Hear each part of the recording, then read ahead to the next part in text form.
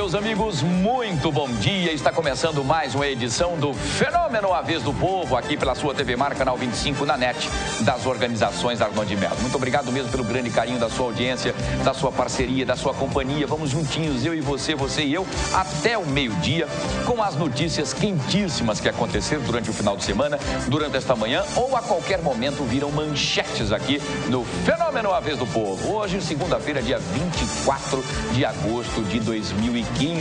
E sem perder tempo, vamos direto às manchetes de hoje aqui do Fenômeno.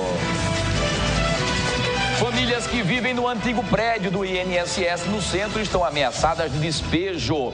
Não é no Palmares, que aquele Palmares já foi completamente depenado e não tem condições de ficar ali nem uma formiga mais, né? Mas é o outro, né? O Aripe Tombo, lá do lado direito, lá do comércio. Eu conheço de perto todos os andares e todos os problemas daquela situação, tanto do prédio como também daquelas famílias que estão alojadas lá. Daqui a pouco mais detalhes sobre tudo isso, tá bom? Olha, a população denuncia falta de acessibilidade em canteiro na praia da Avenida, no bairro do Prado. Vamos saber, então, os detalhes sobre tudo isso aqui no Fenômeno. E você, é a favor ou contra a descriminalização da maconha? Bastante polêmico isso, né? Nós vamos saber o que pode mudar caso essa droga seja descriminalizada, tá bom? Esse caso, inclusive, está sendo discutido pelos ministros do Supremo Tribunal Federal. E se realmente passar e for aprovado, quem estiver utilizando como usuário não será mais penalizado. O que você acha?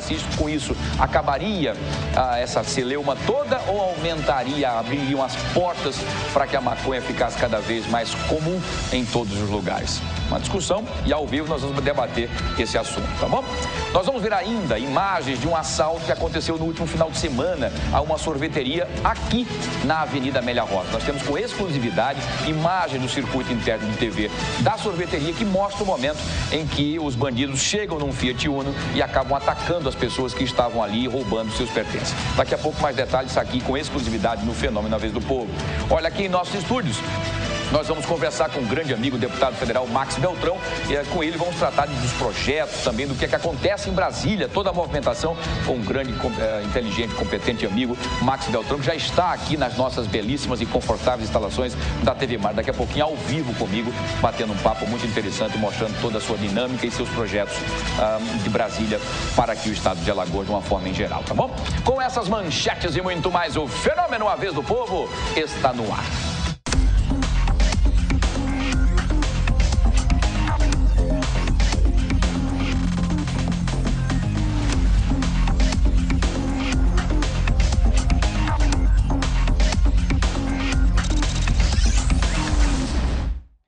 Pois é, estamos começando mais uma edição do Fenômeno A Vez do Povo, aqui pela sua TV Mar, canal 25, na NET das organizações Arnon de Mello. Muito obrigado a você sempre pela sua companhia e sempre muito obrigado por todas as manhãs, por nos deixar entrar em sua casa todos os dias.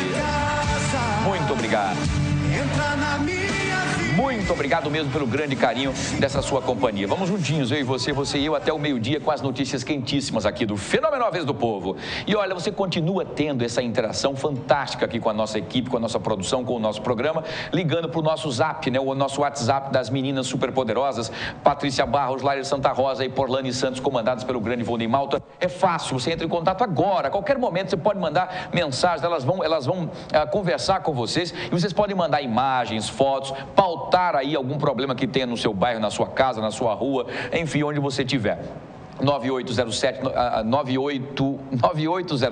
aliás, 98107, esse 9 na frente não tem o cérebro, ainda está meio tentando se adequar, né, em download ainda, né? Então, 98107-9872, você liga e entra em contato com a gente. Pode mandar fotos, vídeos, imagens, o que você quiser, participe, que é mais uma forma de interação. Se preferir, você pode falar com a gente ao vivo, agora, nesse exato momento, no telefone do povo, no 3377-9097. É fácil essa interação, você pode fazer perguntas aos nossos entrevistados, você pode interagir junto com a gente, entrar ao vivo agora se você viu ou aconteceu alguma coisa. Essa é mais uma ferramenta também de que você possa ter acesso aqui direto com o nosso programa. E se você preferir, você pode se tornar também o nosso repórter cidadão. Como é que eu faço isso para me tornar o repórter cidadão? Fácil, basta você baixar o seu aplicativo Skype no seu celular, Android, tablet, iPod, enfim, como você quiser, baixa, coloca TV Mar, colocou TV Mar, você já está em contato direto com a nossa mesa de edição. com o nosso master, com a nossa direção de TV, e rapidamente você estará ao vivo comigo aqui, com som e imagem, de onde você estiver, sendo o nosso repórter cidadão. A partir do próximo mês nós vamos dinamizar bastante, porque tem várias pessoas que estão se adaptando, logicamente, aos detalhes de como é que nós faremos o programa, e aí vão entrar ao vivo, mostrando sempre imagens de algum lugar onde esteja acontecendo algum problema, tá bom? Muito bem, é mais uma ferramenta, porque afinal de contas, esse programa é feito para você, por você e com você. Participe. Seja bem-vindo, tá bom? E olha, sem perder tempo, direto à notícia. Um corpo com sinais de violência sexual foi encontrado pela Polícia Militar na madrugada de ontem. Isso aconteceu lá no povoado de Massagueira, em Marechal Deodoro. O que chama a atenção dessa situação é que o corpo estava escondido dentro de um guarda-roupas. Olha que coisa absurda, né? No local, a polícia também apreendeu Cristiano Gomes da Silva, de 31 anos, tá aí a foto da figura, tá? Que acabou confessando ter cometido o crime. Segundo informações da polícia, existe suspeita que o corpo seja de um rapaz que estava desaparecido na região desde a semana passada. O corpo estava seminu e havia marcas de sangue na área genital, na parte genital desse corpo. Iniciando, inclusive, uma possível violência sexual, né? Supõe-se que tenha havido aí uma violência sexual. No momento da abordagem, a polícia encontrou na casa 4 pessoas, além também de uma tornozeleira eletrônica quebrada. Todos os 4 foram conduzidos para a delegacia, mas foi o Cristiano Gomes que acabou confessando o crime e apontou um segundo participante identificado como Noia. O caso foi registrado na delegacia lá de Marechal Deodoro. Realmente existe um jovem que está desaparecido aí há um tempinho, umas 2 semanas, 3 semanas por aí, como nós citamos aqui, inclusive. E aí, esse rapaz aí, há uma denúncia anônima da população, que é muito importante que a população comece a passar essas informações para a polícia, foi até a casa dele e acabou descobrindo numa revista, não é, de que havia um corpo dentro do guarda-roupa, seminu, e com marcas de sangue na parte genital do corpo. É um homem, era um corpo de um homem, não é? Enfim, não se sabe o que aconteceu, a polícia vai investigar e os exames também do corpo, né? A perícia vai analisar detalhes e saber realmente o que aconteceu e a causa-morte também desse corpo, enfim. Olha, 2 idosos foram rendidos e ficaram reféns de criminosos. Isso aconteceu na noite de ontem, lá no bairro do Antares. Segundo informações da polícia, o casal de idosos, que tem entre 71 e 74 anos, eles foram abordados, né? Foi abordado por bandidos no momento em que estavam dentro de um veículo, uma caminhonete, inclusive, L200, de cor prata e placa NNM, N de navio, 2 N's de navio e um M de Maria, 2970, estacionados, inclusive, próximo ali ao condomínio de casas Jardim Europa. Eles estavam parados no carro ali quando foram abordados pelos bandidos. Os 2 bandidos acabaram aproveitando esse momento aí de descuido das vítimas e armados, acabaram entrando na caminhonete, na L200, e eles acabaram seguindo viagens com os 2 idosos. Inclusive, muitas pessoas acabaram presenciando esse momento, tanto é que as redes sociais, aí pessoas desesperadas, mandando mensagens, dizendo que tinha acontecido isso e tal, e para que todos se mobilizassem, enfim, né? Então, esses idosos foram levados até o município de Rio Largo, né, junto com os bandidos, o local onde acabaram soltando as vítimas, né? Os bandidos deixaram as vítimas lá em Rio Largo e seguiram viagem. Os idosos acabaram acionando, após serem soltos, a polícia, mas nenhum suspeito da ação criminosa ainda foi localizado. Se a caminhonete tivesse um rastreador, seria mais fácil de localizar. Mas, enfim, a polícia continua ainda com a ação de busca e a qualquer momento, se Deus quiser, esses vagabundos estarão no lugar devidamente merecido para eles, atrás das grades, né? Enfim, por isso eu continuo dizendo, você que geralmente fica no carro aguardando alguém, ou para em qualquer lugar, às vezes para olhar um celular, um WhatsApp, uma mensagem, muito cuidado, porque o bandido se aproveita também do descuido, do momento em que você está completamente descuidado, né, desatento, e aí eles acabam chegando e aproveitam a oportunidade, e foi isso que aconteceu com esses 2 idosos, um de 71 e de 74 anos, tá bom? E olha, uma policial civil reagiu a um assalto e acabou matando um suspeito a tiros na manhã de ontem. Isso aconteceu lá no bairro do Pinheiro. As informações da Polícia Militar são que as 2 pessoas que tentaram arrombar a casa onde a policial morava, e ela teria dado um tiro primeiro para o alto, né? Um tiro de alerta. Pá! Tirou de sopa para que o bandido percebesse que tem gente ali dentro armado. primeiro foi de alerta. E o segundo, ela percebeu que os bandidos continuaram invadindo, mesmo com ouvindo tiro, eles continuaram invadindo a casa da policial, né? E ela percebeu que, começou a perceber que já havia inclusive, dentro da própria casa já, e para se defender, acabou deflagrando um outro tiro que vitimou fatalmente esse bandido, tá? O outro suspeito, ao perceber que o colega levou um tirabaço e caiu, acabou correndo, porque nessa não tem amizade nenhuma, né? Amizade é lindo para dividir o roubo, para fumar maconha, para fumar crack, é a maior maravilha. Agora, na hora que pega para capar, não tem negócio de amizade, né? Pá, matou um, o outro, ó, se manda, não tá nem aí, não vai buscar para saber e vai ficar o quê? Enfim. Então, a policial civil foi prudentíssima, né? Prudentíssima. Ela primeiro deu um tiro de alerta para que eles pudessem fugir, que era o ideal que você desse um tiro e alguém fugisse. Mas eles continuaram. Quando ela percebeu, um já estava dentro da casa, não é? E aí coçou aqui, ela aí, pá! E ele, pum! E aí, ó, acabou-se, Zé Finice vai prestar conta lá com o chifrudão, lá embaixo, tá bom? Esperando ele assim. Enfim. A gente sempre diz que o ideal era que não haja mortes, não haja mais. Enfim, entre um policial, uma pessoa de bem e um bandido, claro que a gente torce muito e muito que vá o bandido, né? Porque o bandido, quando entra, ele vai para tudo, ou para morrer, para matar, enfim. E entre os dois, eu prefiro que seja o bandido, né? Que a policial, graças a Deus, se defendeu, estava dentro de casa, é legítima defesa, não há problema nenhum. Ele invadiu a privacidade dela, invadiu a residência, né? e a propriedade, e ela deu o primeiro, ele não se assustou e continuou dentro da casa, então ele iria matá-la. E aí ela se antecipou para se defender. Muito bem. Olha, um adolescente de 17 anos foi baleado dentro de um ônibus. Aconteceu lá no conjunto Selma Bandeira, no Benedito Bentes. Na noite de ontem isso aconteceu. Segundo informações do Centro Integrado de Operações da Defesa Social, que é o CIODES, a vítima foi baleada por uma pessoa não identificada que estava inclusive em um ponto de ônibus em frente a um local conhecido como Inferninho. Imagine, o local já é conhecido como... Mas o inferninho que a gente fala, é inferninho porque é um sambinho, um negocinho, um lugarzinho onde frequenta aí as meninas boas. Uma casa de facilidades, não é? Enfim, uma casa onde as meninas... dizem que é o lugar do inferninho, onde as meninas boas recebe os meninos maus, né? Enfim, muito bem. E esse adolescente acabou sendo ferido no braço esquerdo e também no abdômen. Ele foi socorrido e levado até o Hospital Geral do Estado, onde continua internado. Até o momento não se sabe o estado de saúde dele. Mas olha, essa pessoa estava esperando esse passageiro. Quer dizer, alguém deve ter dito a ele, olha, o fulano vem... vai parar nesse ponto, ele está nesse ônibus aí. E essa pessoa já estava pronta. Assim que o ônibus parou, ele aí aproveitou e subiu e deu 3 tiros e acabou atingindo esse rapaz, esse jovem, né? Motivos, rixas, acerto de contas, o que é que aconteceu? A polícia vai investigar quando ele se recuperar para poder dizer realmente o que é que houve, né? E, gente, olha, é ousadia total dos bandidos, né? A gente tem visto aqui, realmente, os bandidos não estão com medo mais de nada e não para também de fazer vítimas. Na noite do último sábado, por volta das 23 horas, 2 criminosos acabaram invadindo uma sorveteria localizada numa galeria próxima aqui, inclusive da Avenida Amélia Rosa, onde nós estamos. Olha as imagens aí. Próxima de um colégio aqui na Jatiuca, e roubaram quem estava no local. Olha, esse Uno branco chega aí, ó.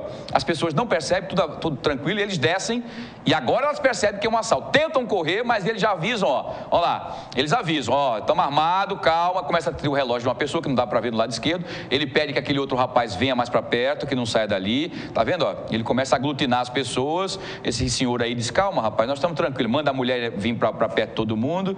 Já tira ali os celulares, relógios. Parece que ele esquece de pegar o relógio desse rapaz de azul que foi tirado lá de... ele volta, me deu o relógio, os 2. Isso, muito bem. Roubou e vai embora. É ou não é uma ousadia aí? Na frente todo mundo, na galeria, e olha quantos carros parados, quantas pessoas na frente da galeria dessa sorveteria, e ficam completamente atônitos, né? Que sem saber o que fazer, ó. Aí depois que eles vão embora, as pessoas se movimentam. Vamos ver novamente aí, ó.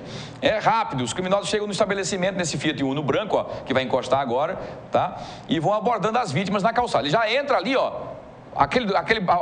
Volta a imagem, por favor, girar para a gente mostrar com mais detalhes. Vejam que tem 2 pessoas lá no fundo do vídeo, antes deles chegarem, não é? Pode voltar, a gente está ao vivo, não tem problema nenhum. Vamos voltar para a gente, ó, tá vendo essas 2 pessoas ali, ó? Uma mulher e um rapaz, eles já percebem quando o Uno chega e já correm, ó. Ó, eles já vão embora. Já percebe a movimentação estranha. E aí o Uno para e esses dois vagabundos descem, ó, com essa roupa estilosa deles aí, não é? Enfim, um fica dando ponte com a arma na mão, já mostra a arma, enquanto esse azul e boné rosa faz o cata. Ele começa a aproximar as pessoas para que ninguém ligue, ó, aponta o revólver para esse rapaz de branco, ó, tira essa moça de dentro da lanchonete, tira o outro rapaz de azul também, deixa todo mundo pronto, só fica todo mundo aí, senão eu atiro. Não é? Aí volta, percebe que ainda tem 2 relógios, tira os 2 relógios aí, leva, as pessoas entregam, claro, e depois em seguida vai embora, né? Esse vídeo, inclusive, foi um telespectador que nós mandamos nas redes sociais, não é? E mostrou, quem puder ajudar a polícia, né, que nesse momento viu mais detalhes sobre todo esse assalto e essas ações, entra em contato com a polícia, tá bom? Não diz que denúncia, porque o seu anonimato é garantido, tá? Não precisa dizer quem você é, basta passar apenas as suas informações, tá bom? Mas é a ousadia total dos vagabundos, né? E olha, as 120 famílias que vivem no edifício Humberto Santa Cruz, lá no centro da cidade de Maceió, que pertence inclusive ao INSS, estão vivendo mais um drama com uma ordem de despejo. O repórter Fernando Palmeira esteve lá no local e vai trazer as informações que vocês acompanham comigo aqui agora. Vamos ver. O centro de Maceió pertence ao INSS e há 2 anos, famílias dos trabalhadores sem teto estão ocupando. E o pior de tudo é que estão com ação judicial de despejo. O oficial de Justiça Federal já esteve aqui no local e já avisou que é preciso desocupar. Nós estamos com o Marcos Antônio da Silva, representante do MST, mas também dos trabalhadores sem teto do Via do Trabalho. Como é que está a situação de mais esse drama no centro de Maceió, Marrom? O clima é de revolta, é de tensão, né? Porque isso não é o primeiro despejo dessas famílias que aqui estão presentes. São famílias que vêm da ocupação da Santa Lúcia, que foi no mês de maio do ano atrasado, né? Já fez 2 anos que a gente está aqui, no mês de julho que a gente está aqui, fez 2 anos, e a prefeitura até hoje não deu uma resposta concreta. Temos conversado com o secretário doutor Marco Lira, com o prefeito também de Maceió, mas o que falta é a garantia que as famílias de fato vão ter as suas casas imediata. Há uma previsão, uma perspectiva de ser entregue no Parque dos Caetés. Mas já faz 2 anos que essa proposta vem sendo discutida e estamos aguardando. E, infelizmente, depois de estar nesse prédio há mais de 2 anos, mais um ordem de despejo chegou. Esperamos que essa justiça tenha também condições de discutir junto com nós e o município, que aguarde, pelo menos até a previsão, que é no final do ano, entregar as casas de quem está aqui acampado. Agora, além desse despejo aqui, só será uma perseguição, né, política, o movimento. Porque ontem teve um despejo ali próximo ao aeroporto, mais de 1000 famílias, né, foram despejadas, continua a ação de lá hoje, também em São Miguel dos Campos, hoje mais de 100 famílias estão sendo retiradas de um terreno lá no município de São Miguel dos Campos e aqui este de Maceió. Então são mais de 1000 famílias, movimentos via trabalho de sem teto sendo despejadas em 3 dias em seguida. Isso é um absurdo. Então o governo do estado e o prefeito de Maceió tem que ter uma resposta imediata. Aqui nesse prédio do INSS, crianças, idosos, famílias, quantas famílias estão ocupando aqui? São 120 famílias morando aqui, convivendo há mais de 2 anos. A imprensa, vocês têm destacado isso nos últimos 2 meses permanentemente. Aqui já morreu criança, tem parte do prédio caindo. É questão de urgência que as autoridades, o prefeito, o governo do estado acham uma solução para que não venha morrer mais crianças aqui e que as famílias, de fato, vá para a sua residência, que é isso que apenas querem. Porque quem está aqui, porque de fato não tem onde morar e nem como pagar um aluguel. As famílias estão aguardando a posição da Prefeitura Municipal de Maceió, que já havia anunciado abrigo, moradias dignas para esse pessoal, mas até o presente momento, tem alguma informação? Já são 2 anos de negociação. Né? A prefeitura fez apenas uma parte das famílias, uma parte dos cadastros das famílias, mas concretamente que a chave da sua casa, a garantia real, não temos ainda. Há uma previsão de entregar no final do ano, mas isso já são 2 anos. Então, hoje aqui, há uma situação de insatisfação muito grande, parte das famílias, porque não tem para onde ir. E essa ordem traz mais revolta, indignação contra o prefeito de Maceió. Esse edifício aqui, Humberto Santa Cruz, ele já foi leiloado ou ainda pertence ao INSS? Nós não sabemos oficialmente, né? Agora, quem pediu a despejo foi uma pessoa particular, disse que alegando que negociou o prédio e precisa abrir aqui um estabelecimento. Aí também não é culpa nossa, mas esperemos que eles tenham solidariedade, que o prefeito de Maceió agilize as nossas casas e o mais rápido seja entregue. As famílias que estão ao relento, ou seja, que não estão abrigadas assim no edifício mesmo, aos escombros, como é que está a situação desse pessoal? Em barracas de lona? Como é que está a vida ou a sobrevida desse pessoal? A situação hoje das famílias sem terra e sem teto em Alagoas, né, é precária, porque falta, desde a sua residência, falta alimento suficiente, falta educação e a saúde é muito mal. Então, eu espero que a autoridade, tanto o governo do estado e o prefeito dessa capital, olhe com carinho para quem está aqui, porque não temos para onde ir. São mais de 2 anos que a gente está nesse prédio, certo? Então, por isso, precisamos de uma solução imediata, porque é precária. Falta tudo aqui, da saúde, da educação e do alimento. Marrom, a renda desse pessoal, se o pessoal tem alguma fonte de renda para sobreviver? Quem está aqui achou no movimento a solução para ter a sua casa e a sua vida melhor. Então, hoje, quem está aqui morando nesse prédio vive do quê? Do comércio ambulante. Um lava carro, outro vai para o mar pescar, outro tem seu comérciozinho aqui, que é pouco, que não dá muito bem para viver com a sua família. Mas evita o aluguel, evita a energia, enquanto os governos não dão a resposta. É uma situação realmente, até certo ponto, humilhante dessas famílias que tanto ocuparam a sede depredada do INSS, patrimônio do povo brasileiro, e aqui também.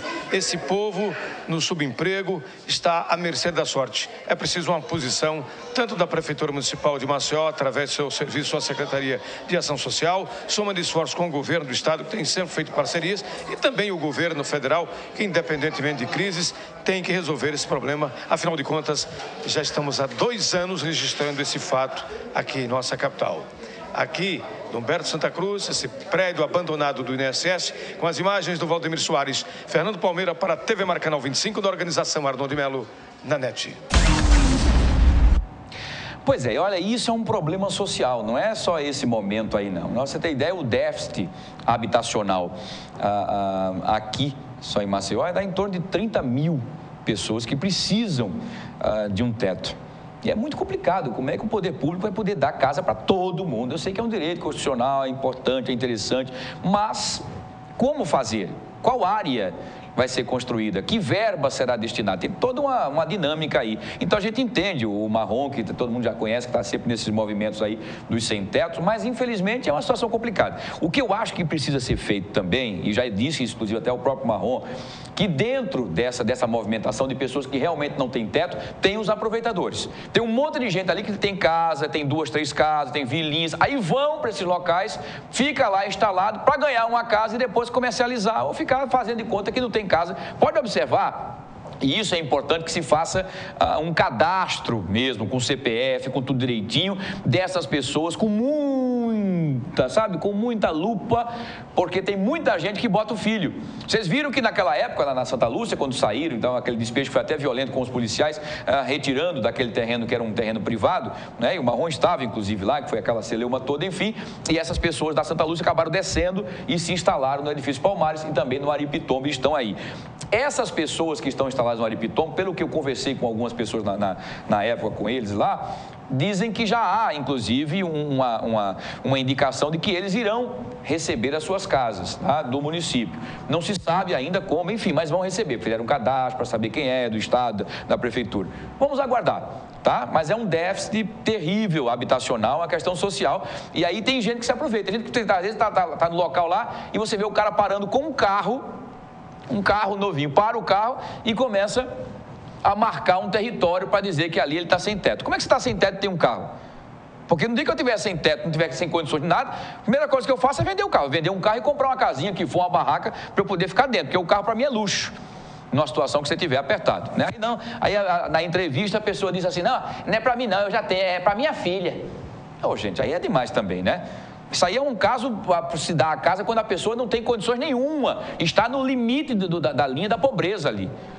Mas, enfim, tem sempre um aproveitador e em toda instituição tem sempre uma figura que quer atrapalhar, né? Vamos aguardar e espero que seja feito um cadastro decisivo aí certinho e que essa ação de despejo seja feita com muito mais tranquilidade, para também não chegar a polícia dando no povo, quebrando as coisas, porque a polícia também não tem culpa, né? Ela recebe a informação, uma ordem, só é para tirar o povo de lá. Aí a polícia, o policial não entende meio termo. O policial é para tirar, minha ordem é para tirar, então ele vai para tirar.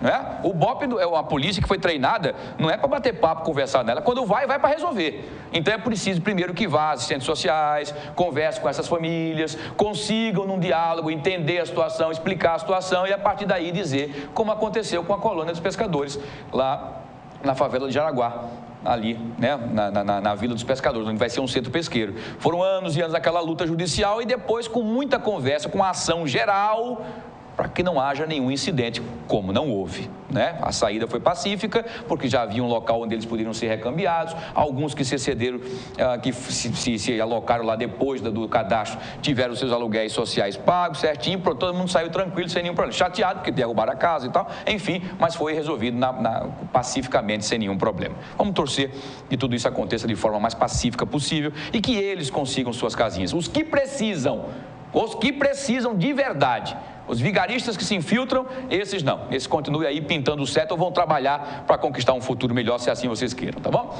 Vamos fazer o seguinte, vamos para um rápido intervalo comercial, a gente volta já. Não sai daí, tem muita coisa ainda no Fenômeno Uma Vez do Povo. Eu volto já.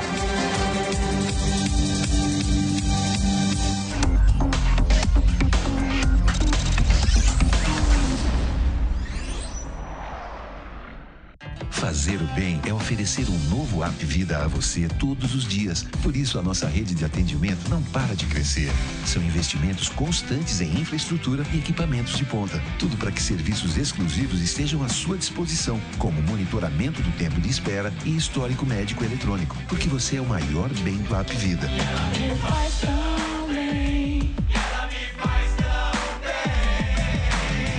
App Vida faz bem para você. Diversificar a agricultura. Essa é a solução do governo de Alagoas para que o estado não dependa tanto da cana-de-açúcar. Com o programa do milho lançado pelo governo, a produção vai crescer mais de 50%.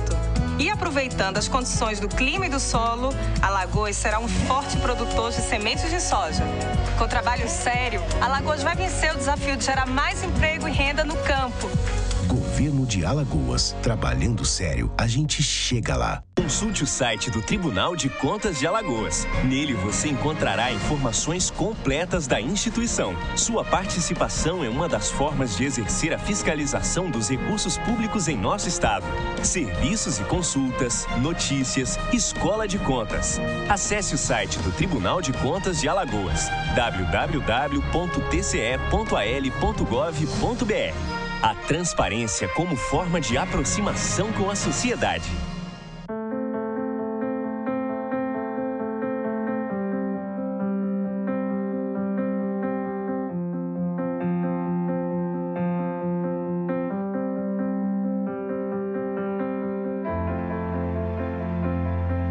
Acreditar nos leva mais longe. Esse ano, a Santa Casa reafirmou o nível 3 de acreditação com excelência. E continuamos a acreditar que podemos ser melhores. Dr. Arthur Gomes Neto, diretor técnico médico CRMAL 2503 RQE 1874. Tem coisa na vida que a gente nunca esquece. Como aquele café quentinho pela manhã. O abraço apertado daquele velho amigo. A criançada brincando no final da tarde. O cuscuz maravilhoso que a gente sempre quer mais. O nascimento do terceiro filho, celebrado igualzinho ao primeiro. Aquele bolo quentinho e delicioso para comemorar a formatura da sua filha. É difícil esquecer desses bons momentos. Mais difícil ainda é esquecer os sabores que marcaram esses bons momentos. Coringa, forte como o povo nordestino.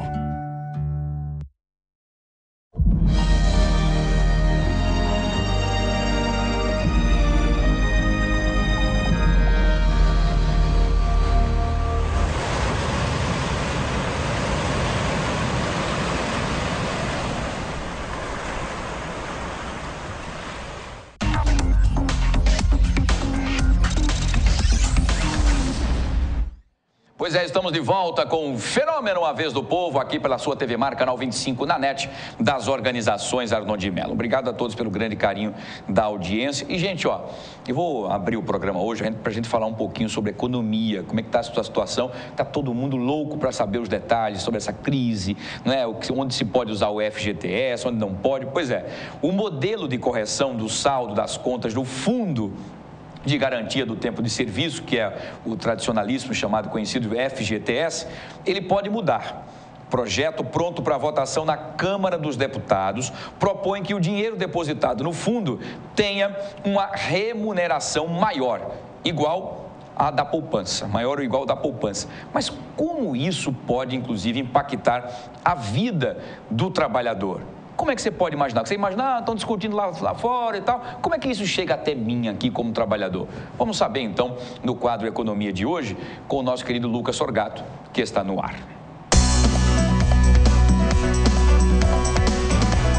Querido Lucas Sorgato, tudo bem, companheiro? Tudo tranquilo. Pois é, então você deve ser o cara mais requisitado, eu acho, nessa época de crise, porque o economista passa a ser o santo para alguém, para poder dizer como é que eu faço, me oriente, professor geral, não é? Muito bem, primeiro um prazer tê-lo aqui, bom dia. Primeiro vamos explicar, o que é o FGTS? Muita gente fala e tal, mas o que seria isso? Exato, Wilson, bom dia. Realmente, nessa época, nossa demanda aumenta substancialmente, principalmente pelas empresas, né? Veja bem, fundo de garantia por tempo de serviço voltado ao trabalhador, né? Ou seja, é algo que vai acumulando durante toda a vida do trabalhador quanto funcionário e, em determinadas situações, ele pode utilizar esse recurso acumulado aí de uma forma, digamos assim, obrigatória pelo patrono, né? Pelo patrono, mas isso é descontado do funcionário também, ou não? Uma parte, não, no caso do FGTS não, INSS a gente tem aí. Tá. A gente tem a contribuição lá para essa composição, o que é muito interessante no final das contas. Muito bem, então esse é o fundo de garantia do trabalhador, caso ele precise de uma emergência ou qualquer outra situação, ele tem lá aquele fundo para salvá-lo. Quando é que ele precisa disso? Bom, na compra da sua casa própria, do seu imóvel próprio, né, principalmente nesse caso, ou então na questão da aposentadoria, ele pode sacar esse recurso também, o que é interessante, ou no caso de doenças graves, né? Você vai ter a questão de câncer, HIV, algo do tipo, você também pode se utilizar deste recurso para suprir o tratamento. Afinal, é um recurso que está lá bloqueado e vai ser utilizado somente em situações mais alarmantes, extremas, né? Ou a longo prazo. Muito bem, então o que é que muda agora com essa nova lei que talvez seja sancionada ou passe lá pela proposta na Câmara Federal, enfim, com essa nova proposta do Congresso? O que é que muda então em relação ao FGTS? É bom ou ruim? Olha, para o trabalhador é interessante. Veja bem, hoje o FGTS ele fica preso e ele é remunerado a 3% mais uma taxa referencial. Taxa referencial essa, Wilson, que é hoje zero. Né? Se não é zero, é 0,01, 0,02, ou seja, é zero. Então, é remunerado a 3%. A nossa inflação esse ano está em 9%. Significa dizer que esse recurso que está lá no FGTS está perdendo valor ao longo do tempo. Está sendo comido pela inflação. Exatamente. Isso vai 1 ano, 2, 3, 4. Imagine o quanto de dinheiro que você está perdendo. A proposta, então, é remunerar ele com a mesma regra da poupança. Ou seja, acima da taxa Selic 8,5%, você tem o valor mais alto da poupança, né? E a mesma lógica vai ser utilizada para o FGTS. Ou seja, vai melhorar aquele fundo que está lá guardado para o trabalhador. Vai ficar com mais recurso, então, disponível para utilizar em alguma dessas situações que a gente comentou anteriormente. Quer dizer, ele vai ser corrigido, então, pela inflação, com o mesmo valor, o mesmo percentual, o critério da poupança. Quer dizer, ele não vai ficar mais aquele valor fixo durante anos ali perdido. Exatamente. Então é vantagem para o trabalhador, né? Você não vai perder dinheiro. Por enquanto, sim, está por enquanto, vantagem, né? Por enquanto não inventarem outra coisa. Qual é o impacto negativo, então, que pode ter nessa proposta? Porque tem uma coisa, quando tem uma coisa boa, depois vem a facada. Exato, veja bem. O FGTS ele é o principal recurso utilizado para financiar a habitação aqui no país pela Caixa Econômica Federal, né? Isso. Então, o que acontece? Como o repasse era de 3% só para o FGTS, esse recurso era mais barato para ser emprestado.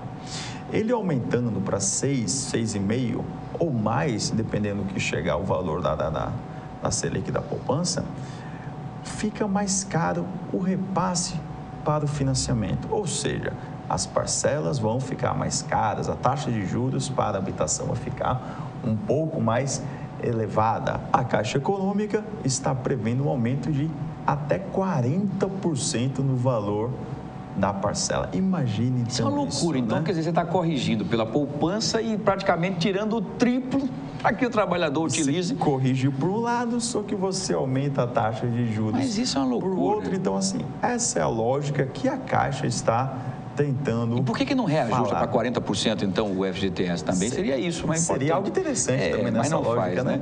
Enfim, então quer dizer, é uma maneira também de frear a retirada desse dinheiro do fundo de garantia, porque as pessoas estavam utilizando isso nesse momento de crise para que o Brasil tenha esse dinheiro em fundo e que não seja uma retirada grande como aconteceu na poupança em relação às pessoas que tiraram da poupança para fazer investimentos? Exato. O pessoal tirou da poupança e colocou em fundos bem mais interessantes do que a poupança, o que foi ótimo. Um percentual maior. Da FGTS segue quase essa mesma lógica. Por quê? Porque eu não consigo retirar ele tão fácil. Então, realmente, é uma proposta que melhoraria a remuneração do fundo que está ali bem parado. A contrapartida fica mais nesse caso mesmo da casa própria. Por quê? Porque é um recurso muito grande, as minhas restrições para retirá-los são altas, ou seja, não é diferente da poupança que eu posso tirar a qualquer hora. Exato. Então, só são poucos casos para retirar esse recurso. E a Caixa tinha uma margem de manobra muito grande para fazer com esse recurso. Afinal, eu pago 3% em cima do seu FGTS, Wilson, mas quando eu vou emprestar para casa, eu empresto a 9%, empresto a 8%, empresto a 7,5%. Peraí, eu tenho um diferencial muito grande. Exatamente. Só te pago 3%, mas estou emprestando a 9% com uma garantia ainda de imobiliária. Agora não, eu vou ter que te pagar 6,5%, e essa é a lógica da Caixa. Poxa, se eu estou tendo que te pagar 6,5% agora no FGTS, eu vou tirar 40%. Eu vou emprestar agora quanto? Vou emprestar agora a 13%, a 15%. Então, vai tornar talvez um pouco mais caro essa questão da casa própria, o que para o brasileiro é um problema, porque é um dos maiores sonhos da população, é a conquista do seu imóvel. Nós vimos agora há pouco aí essa questão da ação de despejo daqueles moradores que estão invadindo o Aripitombo ali, o prédio do INSS, a antiga do INSS, e um déficit habitacional que chega aqui em Maceió, propriamente dito, acho que em torno de 30, 40 mil. Né, pessoas que não têm teto. Muito alto. Muito alto. O déficit é muito grande. No Brasil inteiro seria, né? Enfim. Bom, Lucas, está explicado, então, mais uma vez, você explicou para a gente como é que a gente faz. É simplesmente para a gente entender e preparar o lombo para a lapada, né? Como lado diz positivo e lado negativo. Então tem que entender bem essa situação. Mas é bom entender sempre que quando você entende os detalhes da coisa, você sofre menos e até utiliza com responsabilidade ou evita manobras, às vezes, que lhe darão dor de cabeça. Exatamente. Essa é a nossa ideia do quadro Economia com um grande competente, Lucas Sorgato. Mais uma vez, Lucas, muito obrigado. Até a próxima segunda-feira. Boa semana e corra que a sua agenda está grande aí, eu estou sabendo. Muito bom. Semana que vem, até semana que vem. Obrigado. Um abraço, Lucas. Sucesso, um bom dia para você, companheiro. Pois é, então a economia é essa. O nosso querido Josiel já ficou aperreado ali. Só eu ia usar o FGTS para comprar, mas e agora? E agora? O que você vai fazer, Josiel? Ficar na casa da sogra mesmo, é o jeito, né? Fazer o quê? Muito bem. E, gente, olha, e na manhã de hoje, o nosso querido repórter Viderlan Araújo esteve na Central de Polícia, lá no bairro do Farol, na Central de Flagrantes, para saber como foi a violência nesse final de semana aqui em Maceió. Vamos saber, então, com o Viderlan Araújo. É com você, companheiro. Bom dia. Amigos da TV Mar Canal 25, estamos à porta da Central de Flagrantes aqui na Avenida Fernandes Lima, próximo da Avenida Durval de Góes Monteiro, no Farol. Durante o final de semana nós tivemos alguns casos de embriaguez ao volante, mas o plantão foi considerado um plantão muito tranquilo. Tem o comando aí dos delegados Marcos Lins e Ricardo Menezes, que nesta segunda-feira fazem esta inversão de plantão e responsabilidade sobre a Central de Flagrantes. Até o presente momento, 25 presos estão nas celas e o caso que mais chamou a atenção neste final de semana envolveu Ronaldo Rui Rodrigues Reis, ele que foi denunciado, tem 47 anos e que tentou fugir depois de uma abordagem policial com a denúncia de embriaguez ao volante e tentativa de agressão a uma mulher, Adriana Oliveira do Nascimento, de 37 anos. Ele tentou fugir numa moto no bairro da Cidade Universitária e acabou sendo autuado pelos policiais e enquadrado na Lei Maria da Penha e embriaguez ao volante, ou seja, a chamada e tradicional Lei Seca. Está em uma das celas aqui da Central de Flagrantes e à disposição da Justiça. No mais, o plantão do final de semana foi considerado tranquilo aqui na Central de Flagrantes, aqui no bairro do Farol. Imagens de Flávio Santos, Viderlan Araújo, para a TV Mar Canal 25 da NET. Muito bem, tá aí então um resumo, né? Parece tranquilo, apesar de ter alguma violência, sempre vai ter, enfim, mas nós quebramos o jejum de 9 dias sem nenhum homicídio aqui na nossa capital, Maceió, com a morte, né? Com a morte de uma jovem, né? Usuária de drogas lá no Clima Bom, em que foi tipicamente, pela maneira, e já foi praticamente confirmado pelo próprio marido, de execução, né? Vários tiros, e ela era usuária de drogas, deixou a família e os seus 2 filhos, não é? Enfim, tem um filho de 7 anos, tem um filho de 5 anos e um de 3. O marido foi até o local, contou a história, né? Levou 7 tiros, quer dizer, quem foi para matar mesmo. Ela tinha dívidas com traficantes, e é assim que eles cobram a dívida. Depois de um certo tempo, se você não paga, paga com a vida, né? E o próprio marido disse que ela já, inclusive, em efeito de drogas, entrou na casa onde eles moravam e tentou matar o próprio marido. O marido numa época, o ex-marido, numa época, tentou pagou algumas dívidas dela com o tráfico. Bom, mas era uma ida sem volta. Ela não queria sair desse mundo, infelizmente, acabou morrendo. Então, quebrou o jejum desses 9 dias e algumas horas sem nenhum homicídio na capital. A gente tem percebido que as ações da polícia, por serem bastante céleres e firmes, nós estamos sentindo um pouco a diminuição da violência. Ainda não é a ideal, claro, não é para se comemorar ainda, é para a gente parabenizar, é ótimo, ao governador Renan Filho pela maneira como tem determinado, inclusive, operacionalmente, como é um governador, não é do gabinete, mas ele, logicamente, ele cumpre a sua agenda, mas está sempre operacionalmente, sempre atento a todas as ações, com a indicação do secretário doutor Alfredo Gaspar de Mendonça, à frente da pasta da Secretaria de Segurança, que volta a ter o seu nome agora, com a lei delegada, o nome que nunca devia ter saído, que é a Secretaria de Segurança, não de Defesa Social e Ressocialização, que parece que fragiliza, né? Fica muito mais, uma coisa mais nem tímida. E, enfim, e com o grande paizão, que é o doutor Alfredo Gaspar de Mendonça, para os policiais, em todas as suas formas, os policiais começam a ter força, né, para cada vez mais combater, e é por isso que tem caído consideravelmente ainda os números da violência. Mas são grandes, são altos ainda, nós ainda temos muito trabalho, mas vamos continuar e estamos no caminho certo. Isso é que é o mais importante, tá bom? Como, por exemplo, o BPTran, que também não para. Os policiais do BPTran prenderam agora há pouco Cícero Flávio Ferreira da Silva, de 23 anos, e Sidney de Oliveira Leite, de 20 anos, acusados de porte ilegal de arma, não é? De posse ilegal de arma aí, né? De fogo. Então aí os dois aí, 2 jovens, não é? A arma está ali, ó, no capô do BPTran. Eles foram presos na Xana Jaqueira após uma blitz. A arma foi encontrada em um veículo Celta de cor cinza, placas MVD 2625, e a polícia suspeita que eles estavam indo cometer algum crime, algum assalto, né? Segundo informações da Polícia Militar, Cícero Flávio foi preso por assalto já em 2011 e o Sidney Oliveira pelo mesmo crime já em 2014. A turminha já conhecida da polícia, né? A dupla está sendo conduzida agora para a Central de Flagrantes 1, lá no bairro do Farol. Menos 2 figurinhas.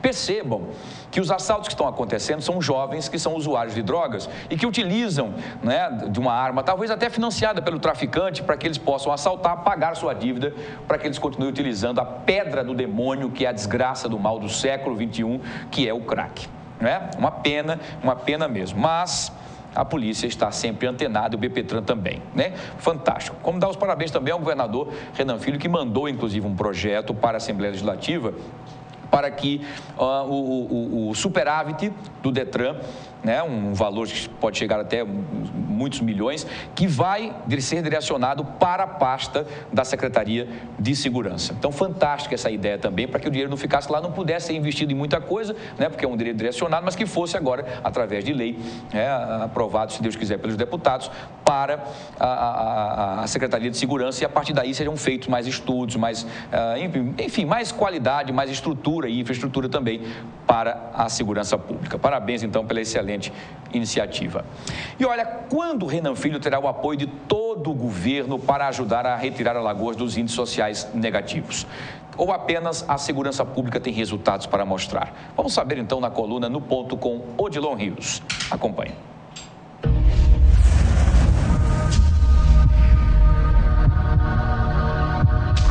A lógica é antiga. O governante que está mais próximo politicamente do presidente da República tem maior possibilidade de receber um atendimento mais privilegiado na hora dos pedidos. Renan Filho viajou a Recife na semana passada, participou de encontro com Dilma Rousseff. Na mala, levou os resultados dos 8 primeiros meses de sua gestão mais pedidos. que era Alagoas o mais pobre entre os mais pobres, como ele mesmo diz, sendo tratada de forma desigual. Aqui, ele quer mais recursos para a saúde, educação, assistência social, esporte, segurança pública. Por enquanto, o governador tem a mostrar a redução nos homicídios como a vitrine nestes primeiros meses de governo. Daí vem a participação de outras secretarias. Alguma coisa acontece na gestão Luciano Barbosa na educação? O que fazer para o combate ao analfabetismo? Os acordos políticos vão quebrar a nomeação por mérito nas coordenadorias de ensino? O mesmo vale para a assistência social de Joaquim Brito. A pasta virou subsede do programa Bolsa Família e isso é pouco. O PT alagoano tem experiência em cargos públicos, por isso é de se estranhar técnicos da assistência pouco identificados com a administração federal. O que Joaquim Brito tem a mostrar? Renan Filho quer apoio federal, mas precisa também de apoio da própria equipe. Ele começa a alterar o segundo escalão do governo. A onda poderia chegar ao secretariado. Há um nítido descompasso entre alguns nomes e Renan. E isso faz o relógio do governo caminhar lento, plagiando a música, ou sendo levado de qualquer jeito por aquilo que vai dando certo.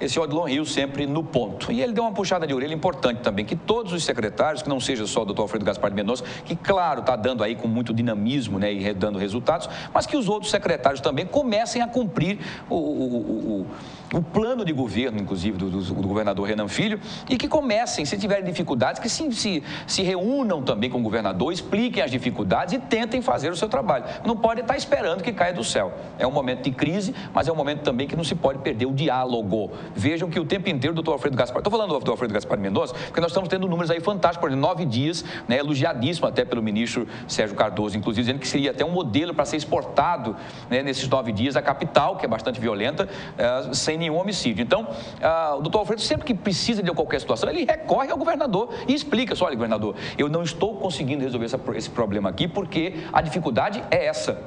Como eu posso agir? Como o senhor pode me ajudar politicamente nisso? É assim que o secretário tem que fazer. Não pode trazer para ele toda a sua responsabilidade e dizer, não, vou tentando, acaba o mandato, não resolve nada e respinga problemas no governo e, consequentemente, a sua pasta não vai decolar nunca. Essa é que é a verdade. Então, fica aí, então, o aviso aos guerreiros secretários, de uma forma geral, que eu sei que entendo que luta, o momento não é fácil, mas que também, humildemente, conversem com o governador, peçam ajuda política, peçam, né, digam o que está acontecendo, o que estão querendo fazer e não conseguem, para que aí as pastas decolem, tá bom? Mas, gente, olha, na última reunião da comissão especial, que vai elaborar, inclusive, a lei orgânica de segurança pública no Brasil, o deputado federal alagoano Max Beltrão solicitou, inclusive, a realização de audiência pública aqui em Alagoas para debater os princípios fundamentais da organização e funcionamento de todos os agentes envolvidos com a segurança pública. Isso é louvável, fantástico. Traz a responsabilidade de todos e ouvir todos. Parabéns, deputado, já antecipadamente, tá? Essa é apenas, inclusive, uma das reivindicações do parlamentar alagoano, deputado federal Max Beltrão, para contar, inclusive está aqui conosco para contar um pouco mais sobre essa atuação, sobre esses detalhes e esse dinamismo que tem feito, inclusive em Brasília, em prol da diminuição também da segurança, da violência aqui no estado e outros problemas também que nós temos no estado e que ele tem lutado com muito carinho, tá bom? Deputado, mais uma vez, um prazer tê-lo aqui, bom dia, parabéns já antecipadamente por trazer essa responsabilidade, o que eu tinha dito, inclusive, antecipadamente, antes de saber até do que nós iríamos conversar, que é muito importante quando você chama todas as partes envolvidas, expõe o problema e diz assim, qual é a sua ideia, qual é a sua, qual é o seu problema, qual é a sua dificuldade, e a gente tenta resolver. E o senhor tem feito isso e esse chamamento é espetacular. Deputado, o que você espera, então, com essa audiência pública? Primeiro, um bom dia, prazer tê-lo aqui mais uma vez. Para mim é um prazer estar aqui no seu programa. Prazer é nosso, amigo. Eu faço parte dessa comissão, que é uma comissão especial que trata da Lei Orgânica de Segurança Pública. E os deputados que fazem parte dessa comissão estão querendo fazer audiências públicas em alguns estados e eu solicitei para que uma dessas audiências públicas seja feita aqui no estado de Alagoas. Excelente. Afinal de contas, o estado de Alagoas nós temos, até até o ano passado, os piores índices de violência, não só na capital, como em Arapiraca, e no estado como um todo. E a gente via que o governo passado não estava preocupado com resolver as questões de segurança pública. E, atualmente, o novo dinamismo dado pelo Alfredo Gaspar, com a novo dinamismo que o governador Renan Filho tem dado, a gente tem visto que os números estão mudando. E não precisa de muita coisa para que os números mudem, basta vontade política e vontade de querer fazer. Se a gente for olhar o orçamento da Secretaria de Segurança Pública, é praticamente igual ao do ano passado. Exatamente. Agora que está saindo através da lei delegada, um orçamento através do Detran, para ter mais recursos na parte que é preciso para fazer delegacias, investir em armamento, investir em estrutura, investir no policial, em treinamento e principalmente colocar mais efetivo. Mas com o mesmo efetivo, com a mesma estrutura que se tinha, a gente está vendo que os números estão mudando porque o secretário está querendo trabalhar e está dando condições aos policiais de trabalharem, está chamando para si a responsabilidade.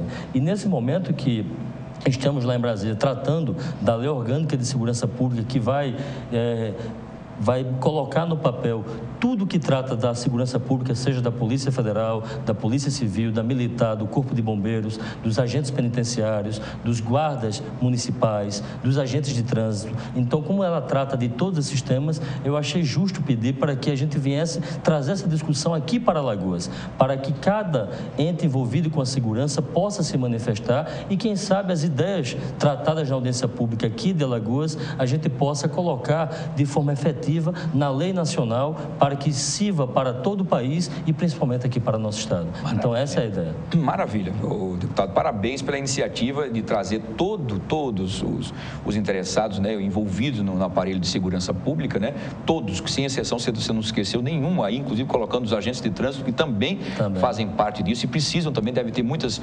informações importantes que vão passar para o senhor. E até porque, Wilson, eles que vivem no dia a dia, Exatamente. Que sabem a dificuldade que eles passam, que sabem aquilo que eles precisam, inclusive está também na lei orgânica a questão também da Polícia Rodoviária Federal, que é importantíssimo também, porque a gente precisa cuidar das estradas com relação a ver quem está traficando, Exatamente. Enfim. Então é todo um contexto. E eu, inclusive, eu liguei para o secretário de Segurança, Alfredo Gaspar, vou ter uma reunião com ele, para que a gente possa organizar essa audiência pública, para que a gente possa ouvir todos aqueles que fazem a segurança e todos aqueles que têm ideias para colocar, porque muitas vezes isso a gente vê as pessoas criticarem, mas participando pouco. Exatamente. É muito fácil a gente pegar e criticar. Tirar uma pedra é facílimo. É muito fácil, mas assim, a gente chamar a sociedade para participar e aqueles que querem participar, que querem contribuir com o debate e que querem trazer ideias, essa será a grande oportunidade para quem quer ver o nosso estado com a segurança melhor,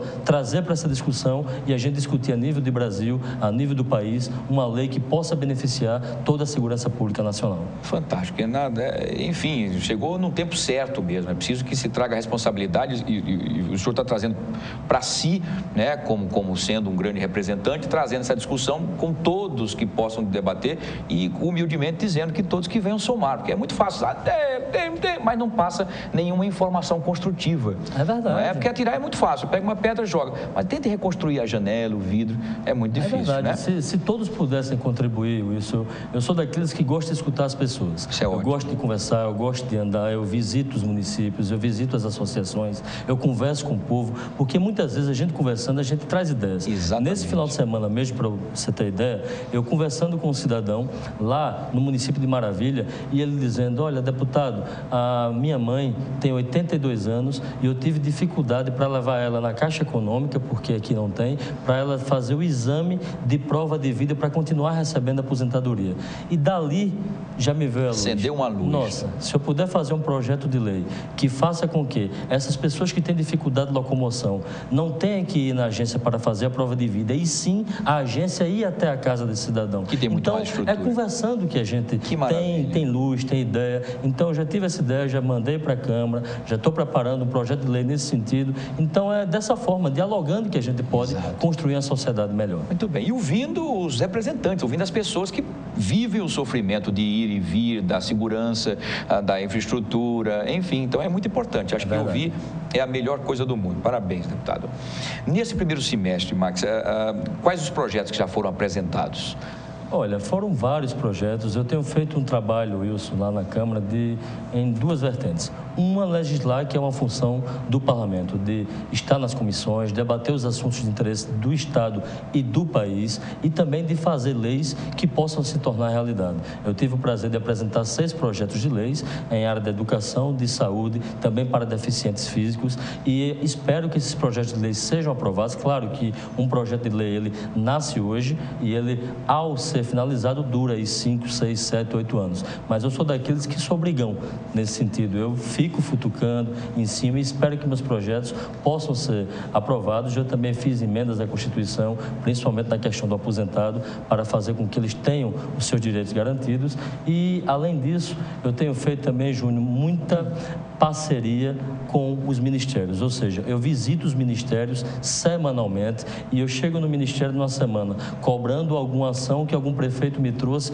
para resolver o problema daquele município. E quando eu levo um não, na outra semana eu volto lá de novo. Se eu levar outro não, na outra semana eu volto de novo, até o ministro, os assessores se abusar de mim e dizer, agora a gente vai resolver. Então eu não desisto, eu fico lutando até conseguir. Então, nesse primeiro semestre eu tive o prazer de não só ter legislado e ter feito projetos de lei, mas também de trazer para Alagoas recursos para que o Estado possa se desenvolver, através principalmente do Ministério das Cidades. Muito bem, perfeito. Deputado, tem telespectador ligando para cá, dando os parabéns pela sua iniciativa dessa prova de vida. Tem pessoas aqui, inclusive, que passam dificuldades, mesmo tendo a agência próxima, mas tem pessoas que têm dificuldade de se locomover, né? É verdade. Então, estão dando os parabéns, excelente. E eu sei que as pessoas de casa não entendem, às vezes, como funciona lá dentro. A gente que é legislador sabe disso. A angústia que a gente fica ao criar um projeto de lei, querer que imediatamente ele seja. Isso é como você dizer, um brigão. Eu sofro com isso e você deve estar sofrendo bastante isso. Porque você diz, gente, vamos acelerar. Vai na comissão, pede, explica, defende, bate o pé, mas tem todo um trâmite burocrático que demora até que se chegue à população, né? Era bom que fosse assim. Você fazer o projeto e ter o resultado em 2 meses. Exatamente. Mas não, levam anos.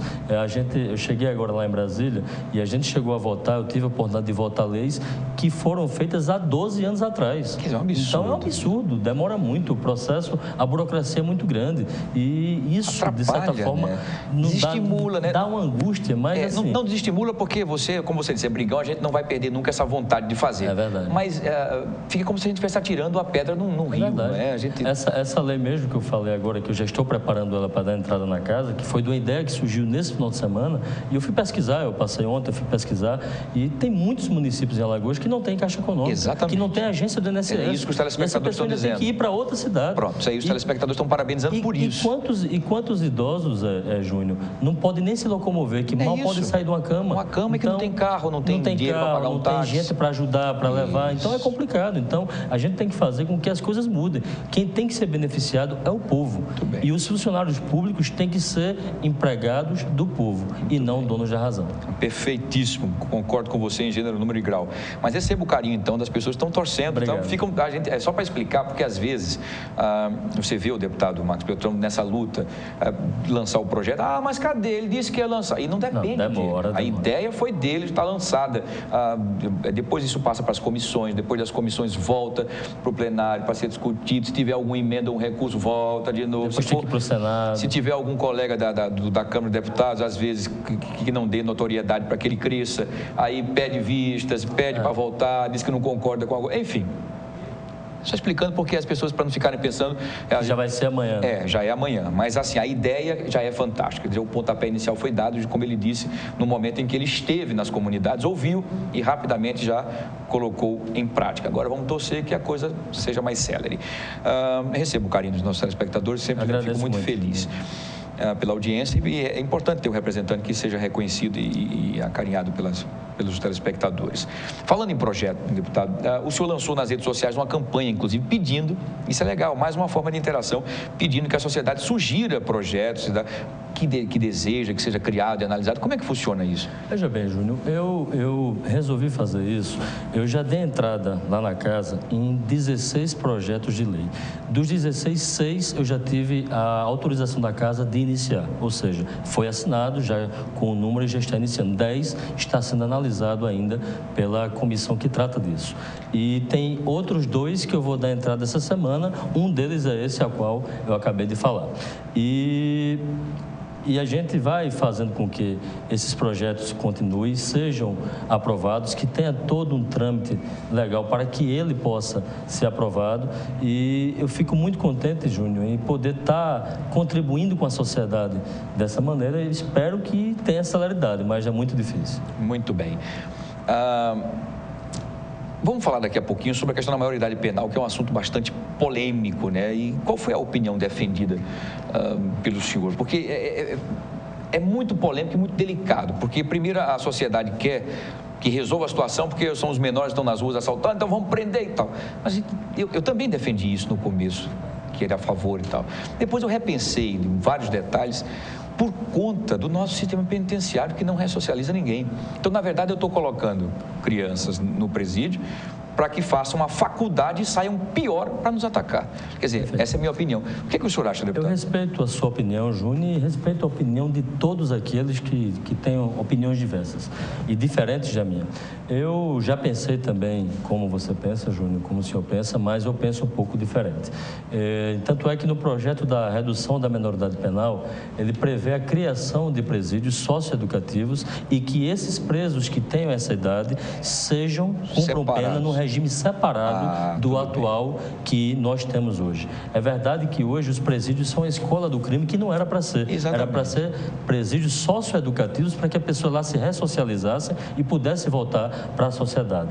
Mas eu votei, Wilson, para diminuir a menoridade penal para 16 anos. Primeiro porque eu não acho que um jovem de 16, 17 anos é nenhuma criança. Ele é um adulto, sim, formado. E nesse momento hoje já sabe tudo também. Essa é a minha opinião. Até porque hoje o jovem de 16, 17 anos, ele tem acesso à internet, ele está na rua, ele sabe muito bem, na minha opinião, saber o que é certo e o que é errado. Inclusive, um jovem de 16 ou 17 anos, ele já pode votar e pode ser votado o jovem de 17 anos, até porque um jovem de 17 anos pode ser candidato a vereador de qualquer cidade do país. E foi votado no Congresso para diminuir a idade para ser prefeito e foi aprovado para que um jovem com 17 anos, ele também pode ser candidato a prefeito de qualquer cidade do país, lógico que se for sancionado pela presidente. Claro. E como é que um jovem que 17 anos pode ser candidato a ocupar um cargo de deputado federal, isso que passou no Congresso, de prefeito de uma cidade, de vereador de qualquer cidade, que é uma responsabilidade muito grande. E basta que ele faça 18 anos antes da sua diplomação. O jovem na cidade, ele também pode se emancipar, desde que ele comprove que tenha a sua vida profissional, financeira estável, ele pode se emancipar, pode constituir uma família. Então, como é que um jovem nessa idade não sabe se é certo matar ou estuprar e ficar impune? Então, eu votei, Júnior, não por questão de resolver a questão da segurança, porque não vai resolver. Claro. Eu votei por questão de justiça. Entendi. Foi esse o entendimento que eu tive das minhas convicções. Votei por justiça porque não acho justo que pudessem cometer esses crimes e ficarem impunes. E tanto é que eu votei apenas para a questão dos crimes hediondos, os crimes contra a vida. E o que vai resolver a questão da violência é justamente fazer com que o Estado tenha mais escolas, mais faculdades, mais empresas para gerar oportunidades, mais atenção básica, mais programas de inclusão social, mais investimento no esporte. Isso é o que faz diminuir a questão da segurança, não diminuir a idade penal. Diminuir a idade penal, eu votei e votaria novamente, por questão de justiça, não por questão de resolver os problemas da criminalidade. Não, perfeito, eu concordo. É uma discussão bastante polêmica, mas é muito interessante e acho fantástico como você é bastante autêntico nas suas convicções. É verdade, se a gente analisar com detalhes, essas pessoas têm uma responsabilidade imensa em todas as outras nuances, menos no crime. Veja que inversão de valores, né? Eles podem fazer tudo, têm direito a tudo e sabem entender o que está certo, o que está errado. Inclusive, pode votar, Júnior. Se a pessoa tem a consciência de poder votar, de escolher o presidente da República, de escolher o prefeito, o deputado, ele tem que saber o que é certo, ele sabe o que é certo e o que é errado. Então, eu sou, inclusive, a favor que a questão da carteira de habilitação seja diminuída também para 16 anos, porque eu acho que um jovem de 16 anos, ele já deve ser tratado sim como adulto, já tem principalmente na vida de hoje, que hoje, através dos meios de comunicação e através da internet, as informações que o jovem tem hoje é muito maior do que o que eu tive na época que eu tinha 16, 17 anos. E naquela época, eu já sabia o que era certo e o que era errado, e não é por isso que eu ia fazer coisas erradas. Claro. Eu sei que um adolescente, ele é mais propício a errar, a aprender com os erros que a vida tem, mas matar ou estuprar, a gente desde criança já sabe que é errado. Perfeito, meu querido Max. Rapidamente, nós estamos inclusive ao vivo com o Fernando Palmeira, que vai falar sobre aquela questão do projeto de descriminalização da maconha, não é? Que é outra polêmica também. Daqui a pouquinho nós vamos entrar ao vivo. Viu, querido Fernando Palmeira? Só para eu finalizar aqui com o meu querido Max, você também concorda com essa descriminalização? Você acha que isso resolveria para que o usuário passasse a não ser tão punido quanto é hoje, quando é pego com maconha? Eu acho que esse tema é muito complexo, precisa ser mais debatido. Eu também acho. Porque assim, a gente tem que analisar os números, tem que pegar nos países que já aconteceu, qual foi o resultado, se foi positivo, se foi negativo, porque pode ser que liberar o uso pode trazer mais gente a usar, já que é uma coisa normal, é como tomar um copo de cerveja, é como fumar um cigarro comum, então já que pode, eu vou tentar. E tem jovem, não é jovem, tem cidadão, tem ser humano que tem a cabeça mais fraca para uso de entorpecentes, e que tem ser humano que ao usar um cigarro de maconha, depois ele vai entrar num crack, depois vai entrar numa cocaína, e é um caminho que talvez não tenha mais volta. Então, hoje, o meu pensamento ainda é em não ser liberado no país, porque eu sou totalmente contra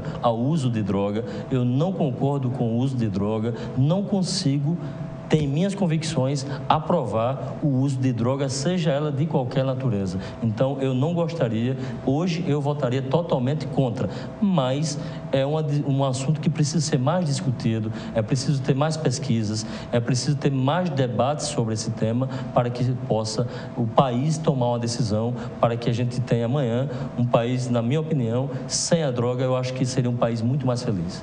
Muito bem. Então, vamos fazer o seguinte, sua agenda está muito apertada hoje, eu sei que está, mas eu queria ir ao vivo agora com o Fernando Palmeira. Nós vamos assistir, inclusive, essa entrevista ao vivo com o Fernando Palmeira e a gente volta depois com o senhor aqui para a gente debater sobre isso e sobre outros assuntos também. Não é porque, na verdade, também tem a questão de ajuda para os prefeitos daqui do nosso estado de Alagoas, estão passando um momento terrível. O senhor foi prefeito também do Coruripe, já sentiu na pele as dificuldades, inclusive, também, e passou por elas com muita competência. Enfim, é importante que a gente escute esse debate. Depois a gente traz mais assuntos com o senhor aqui, por favor. Olha, o Supremo Tribunal Federal iniciou na semana passada um debate sobre a descriminalização do porte de drogas para consumo próprio.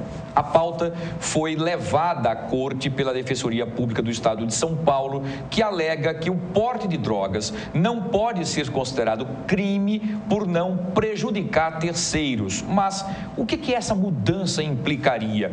É o que vamos saber agora, ao vivo, com o nosso querido repórter Fernando Palmeira, que está ao lado aí do advogado Dr. Tiago Pinheiro, que vai explicar todos os detalhes do que é que será punido, do que não será, do que será liberado. Fernando Palmeira, muito bom dia, seja bem-vindo aqui ao Fenômeno A Vez do Povo. É com você.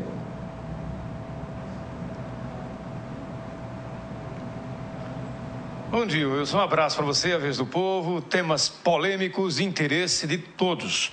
Realmente, uma polêmica, um tema por demais importante. Já há muito que se debate isso. Na prática, até uma ponderação já houve para o usuário não apenas de maconha, mas de qualquer tipo de droga pesada.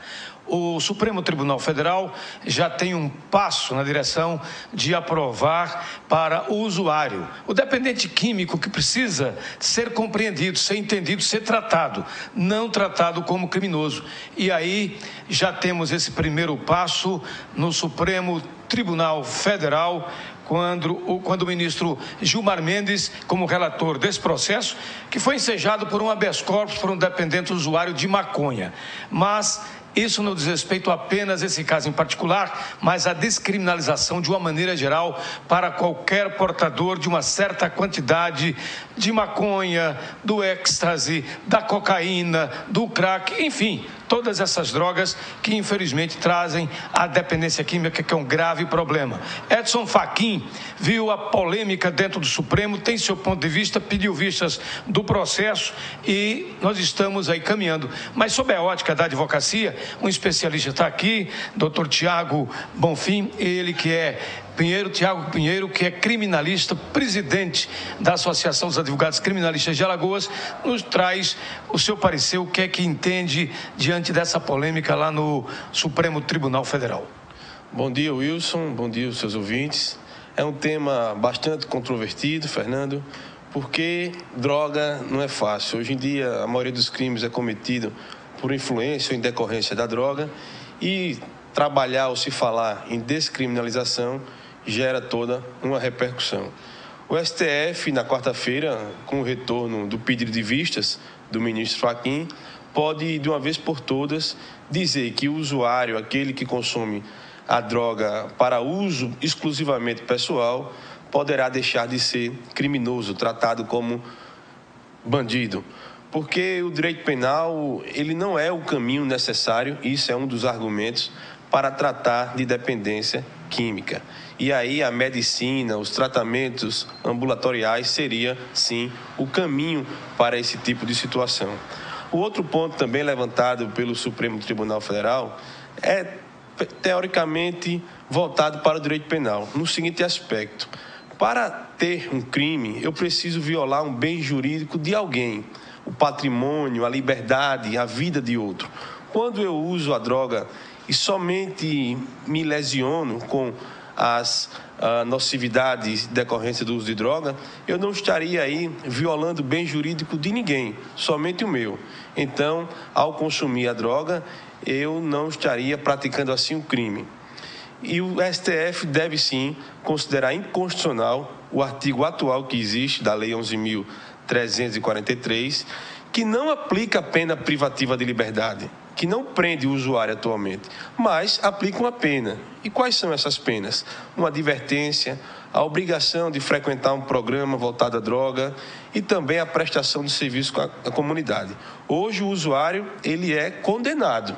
Não a pena privativa, que é aquela do presídio, que você fica em regime fechado, mas uma pena, naturalmente, alternativa à prisão, que, em outro eventual crime, aquele já condenado poderá, inclusive, ser reincidente. Meu caro Tiago, eu estava aqui imaginando o seguinte: se caso o Supremo aprove a descriminalização do porte de droga, cairia por terra a lei seca?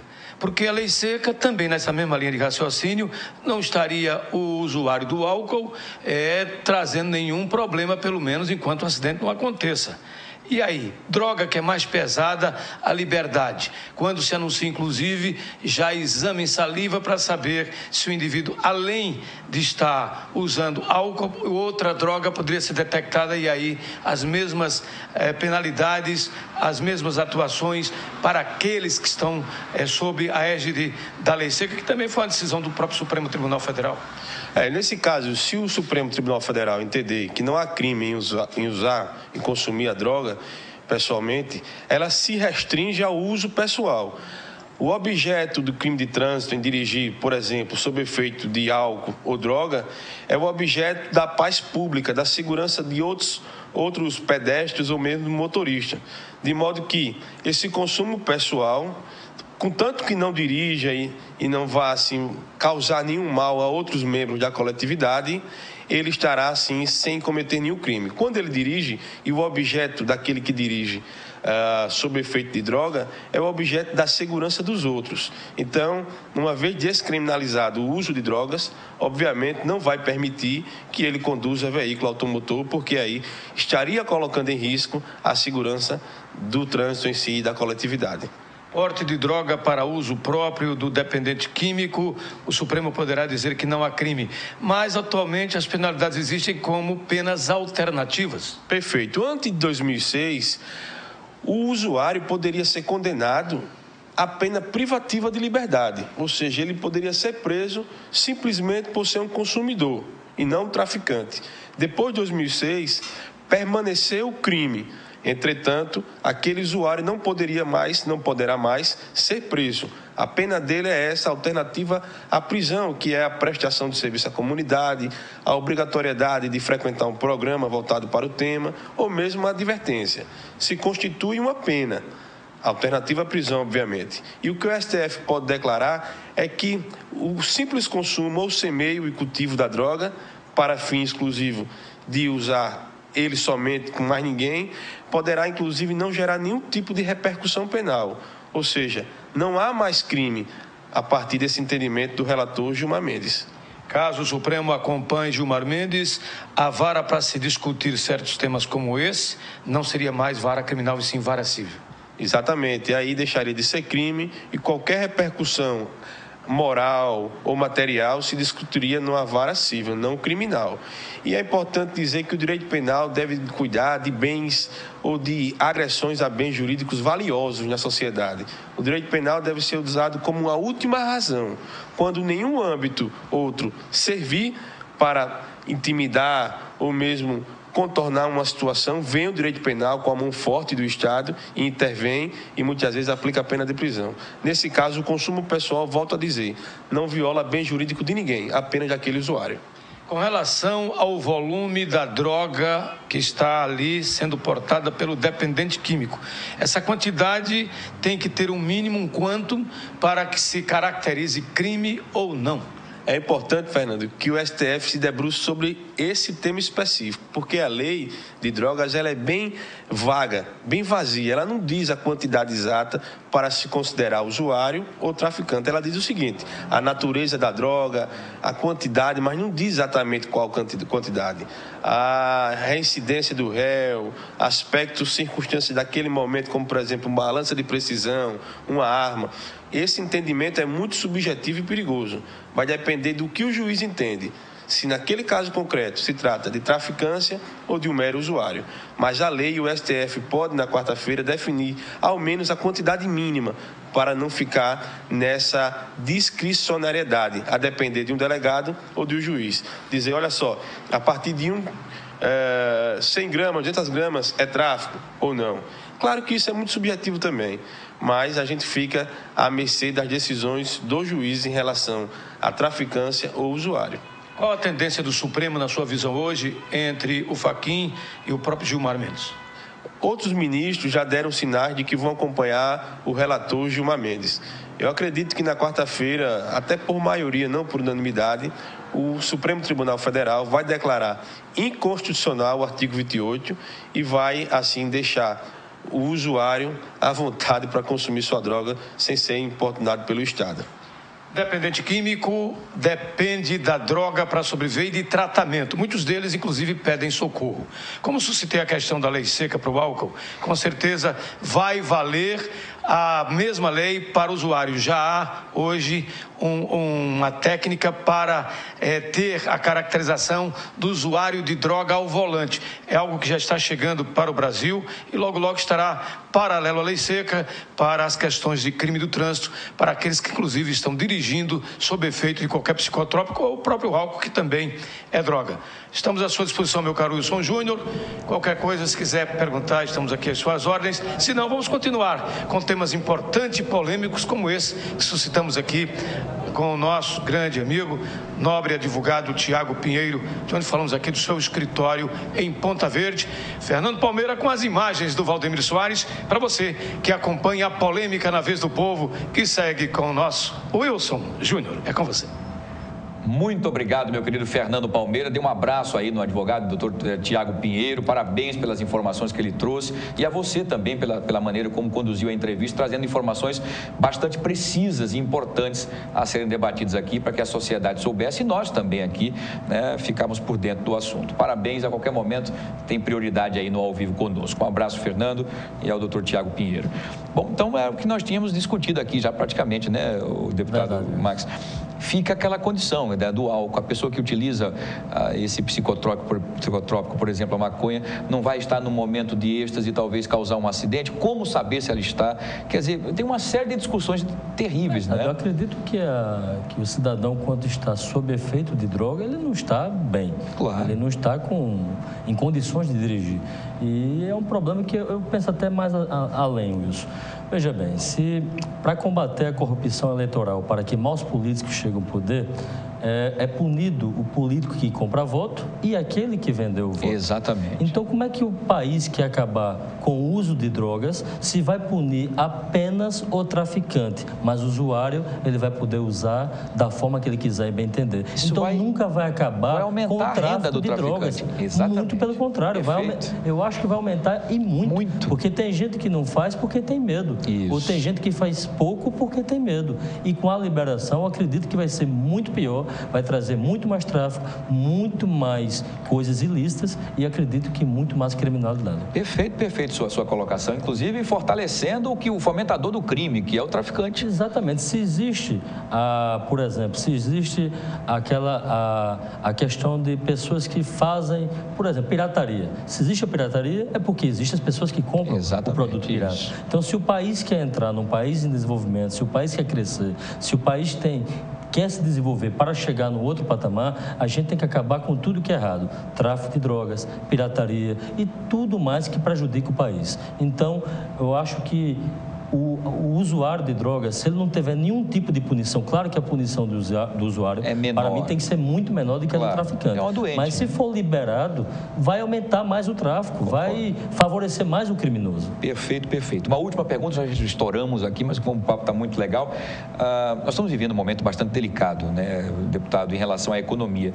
Como é que fica a liberação dos recursos e essa luta junto ao governo federal para ajudar as prefeituras alagoanas? O senhor foi prefeito de Coruripe, sabe como é que funciona o sofrimento dos prefeitos para colocar em ordem a casa, os pagamentos e tudo mais. Rapidamente, um resumo, como é que está essa luta de vocês para conseguir afrouxar um pouco o cinto, né, desse aperto que está acontecendo do governo federal para as prefeituras aqui do estado de Alagoas? Eu acho que é a hora, Wilson, dos prefeitos terem assim, uma maturidade com relação a fazer bons projetos. Mesmo nessa crise, o senhor pode observar que ao final do ano vai ter recursos sobrando em todos os ministérios, mesmo com os cortes, por falta de bons projetos. Então, cabe aos prefeitos ter uma boa equipe de fazer projetos, procurar a bancada federal, procurar os deputados e com os bons projetos, a gente que somos da bancada federal tentar viabilizar os recursos. E cabe a todo prefeito saber fazer o orçamento da prefeitura com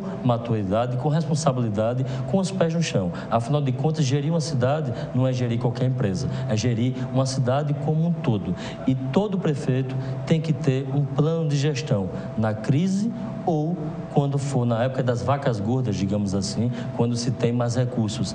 E se você tem um bom planejamento, você não vai ter dificuldade, porque eu tenho visto prefeitos que estão fazendo uma boa gestão com um bom planejamento. E tenho visto prefeitos que fazem uma má gestão sem um bom planejamento e que fazem uma má gestão mesmo sem estar em crise. Então, cabe ter responsabilidade, montar uma equipe boa, uma equipe técnica que possa te ajudar e buscar os recursos. Eu já fui prefeito e sei que crise existe, já passei por várias, mas sempre sobrevivi a todas com cabeça erguida, com muita dignidade e sempre com a aprovação do povo. Então, cabe a cada um encontrar o caminho.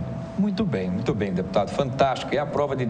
Acho muito legal essa maneira que você tem de dizer o seguinte, tem crise, você tem que criar os mecanismos para buscar a fonte. Então, muitas vezes, o dinheiro fácil vem para resolver e não é assim. Eu acho até que na crise é quando você tem um momento de superação. Exato. Se você tem um momento de dificuldade, se você junta as forças para enfrentar a dificuldade de cabeça erguida, você vai conseguir fazer. Agora, não pode ficar, não tem isso, não tem aquilo, reclamando e não fazer nada para mudar. Eu acho que todos têm que ter atitude de querer resolver. É por aí o caminho.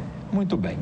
Deputado federal pelo PMDB, Max Beltrão, muito boa a nossa conversa. Parabéns pela sua iniciativa, pelo seu dinamismo também.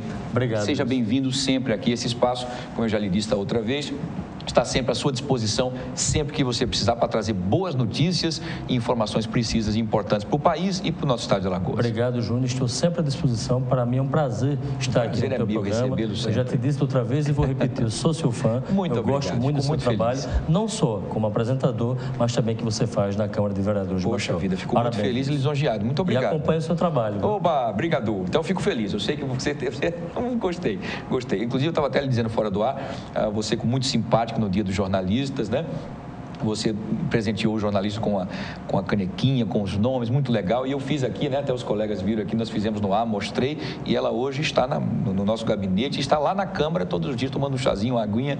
Para mim é uma honra de saber que a caneca está lá contigo no cafezinho. Que bom, parabéns pela sua iniciativa de respeito com todas as entidades, com todas as categorias e esse trabalho fantástico. Continue assim, jovem, dinâmico, inteligente, competente e transparente. Continue assim, parabéns. Obrigado. Tá bom? Obrigado. Sou seu fã também, saiba disso. Obrigado. Muito bem, meu querido deputado federal Max Beltrão. Vamos para o intervalo comercial, estão apertadíssimos, a conversa foi muito boa. Receba o carinho dos telespectadores, então eles vão puxando a orelha. Mandei um abraço, tá mandado um abraço então de todos aqui. Não dá para eu citar o nome de um, porque se eu citar o nome de um, todos vão ficar querendo citar o nome, tá? Mas olha, antes de ir para o intervalo, a notícia não para aqui no nosso fenômeno. Um carro oficial da Superintendência Municipal de Controle e Convívio Urbano aqui de Maceió, a SMCCU, acabou de ser incendiado agora, tá bom? Lá na região do Benedito Bentes, gente. Tá uma confusão grande lá. Segundo o Corpo de Bombeiros, todos os indícios sinalizam que se trata de um ato criminoso. Vamos saber daqui a pouquinho os detalhes do que está acontecendo? Vamos saber. Eu vou para o intervalo e volto já. Não sai daí.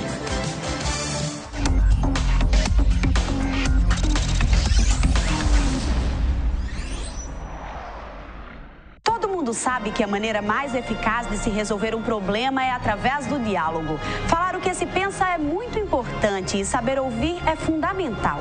A Câmara Municipal de Maceió sabe disso e está sempre disposta a ouvir o que você, cidadão, tem a dizer. Por exemplo, você sabia que de março a junho já foram realizadas 19 audiências públicas na Câmara?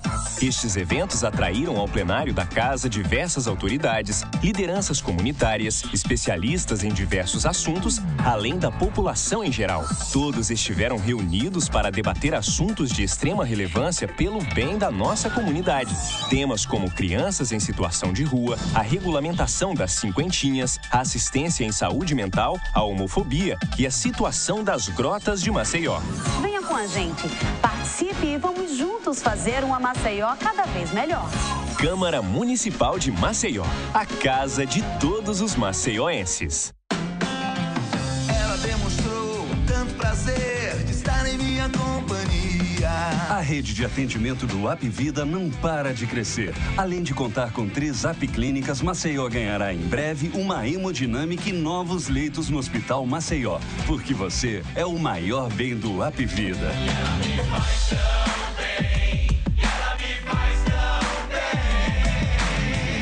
Apvida faz bem pra você.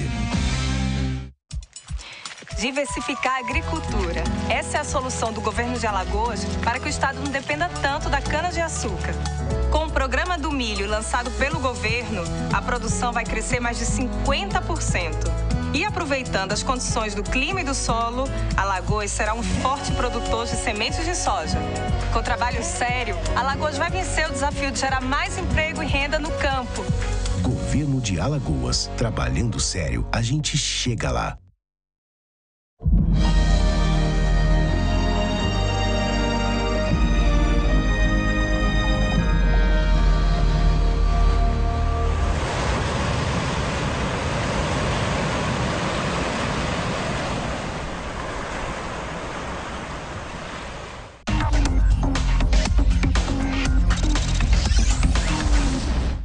E olha, estamos de volta já no finalzinho do programa, está acabando o programa, mas a informação continua aqui, gente. Olha, um carro oficial da Superintendência da SMCCU, da Superintendência Municipal de Controle e Convívio Urbano, foi incendiado na manhã de hoje, né, na região lá do Benedito Bentes. Segundo o Corpo de Bombeiros, todos os indícios sinalizam que se trata de um ato criminoso.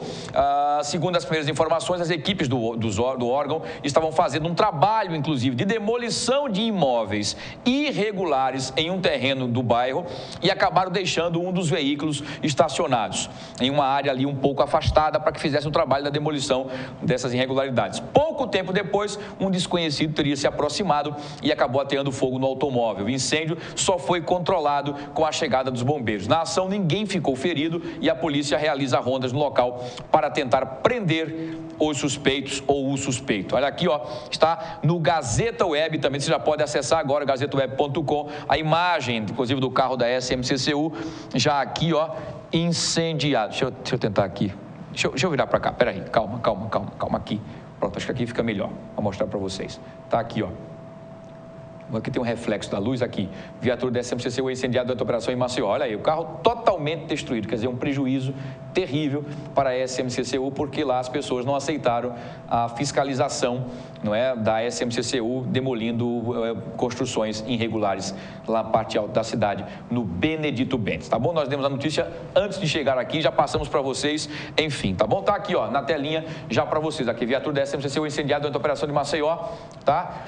Muito bem. E aqui embaixo tem um legal, a prefeitura faz parceria para acabar com línguas sujas em Maceió. Que legal. Então, notícia ruim em cima e uma notícia boa aqui embaixo. Olha, vamos levantar mais um pouquinho aqui. Olha aqui, essa prefeita aqui, a Polícia Federal está em busca dela, né? Se é bonitona e diz que quem estiver ajudando a ela também será preso, né? Enfim, fugiu porque tivesse aqui, ó. Roubou. Enfim, mas é de outro estado aí, né? Enfim.